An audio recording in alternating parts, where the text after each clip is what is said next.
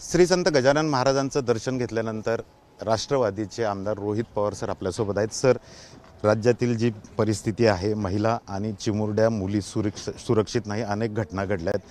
काय साकडं घातलं गजानन महाराजांना महिलांच्या सुरक्षिततेसाठी? स्वामी महाराजांना आज लोकांच्या प्रती जे आम्ही सर्वजण लढत आहोत ते लढत असताना एका बलाढ्य शक्तीच्या विरोधात लढत आहोत. त्यामुळे आम्हाला शक्ती मिळो सामान्य लोकांच्या बाजूने लढण्याची असं साकडं इथं घातलं. आणि त्याच्याचबरोबर महिलांवरचे अत्याचार आपल्या महाराष्ट्रामध्ये जे दुर्दैवाने वाढत चाललेले आहेत, म्हणजे आज जर आपण बघितलं तासाला एक बलात्कार आपल्या महाराष्ट्रामध्ये होत आहे आणि ते आपल्या महाराष्ट्राला न परवडणारं आणि न शोभणारं आहे.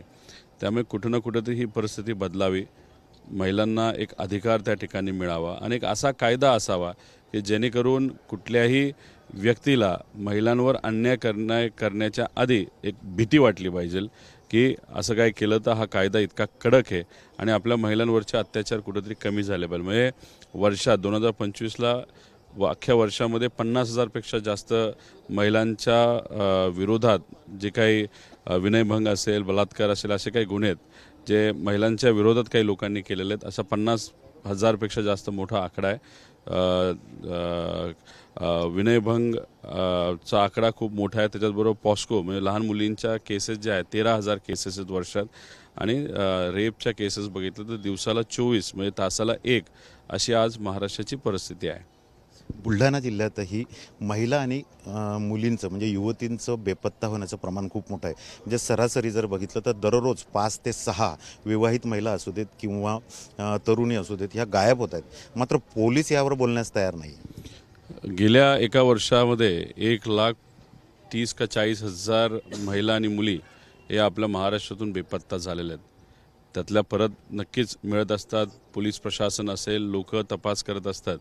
पण 30,000 ते 35,000 मुली आणि महिला अशा आहेत की अजूनपर्यंत त्या सापडल्या नाहीत. हा आकडा फक्त एका वर्षाचा आहे. त्यामुळे बुलढाण्यामध्ये सुद्धा हा आकडा तसा मोठा आहे. आणि अशा पद्धतीने जर महिला गायब होत असतील, त्याच्याचबरोबर महिलांवर अत्याचार होत असतील तर हे योग्य नाही आणि हे आकडे सगळीकडेच वाढत चाललेले आहेत. त्यामुळे आता महाराजांचं दर्शन घेऊन आम्ही सर्वजण अकोले जिल्ह्यामध्ये पातूर तालुक्यामध्ये तिथं जाणार आहे. तिथं सुद्धा काल परवा एका चिमुकलीवर तिथं फार चुकीची घटना तिथं घडली. त्यामुळे ह्या घटना कुठेतरी थांबल्या पाहिजे. यासाठी सरकारने एक योग्य असा कायदा हा लवकरात लवकर आणला पाहिजे असं आमच्या सगळ्यांची मागणी आहे. तर नक्कीच गुन्हेगारांमध्ये सरकारने भीती घातली पाहिजे, महिला अत्याचार कमी व्हायला पाहिजे असं साकडं गजानन महाराजांना रोहित पवार यांनी घातलेलं आहे. Cameraman Shantaram sir, doctor Sanjay Mahajan, ABP माझा, शेगाव, बुलढाणा. एबीपी माझा, उघडा डोळे बघा नीट.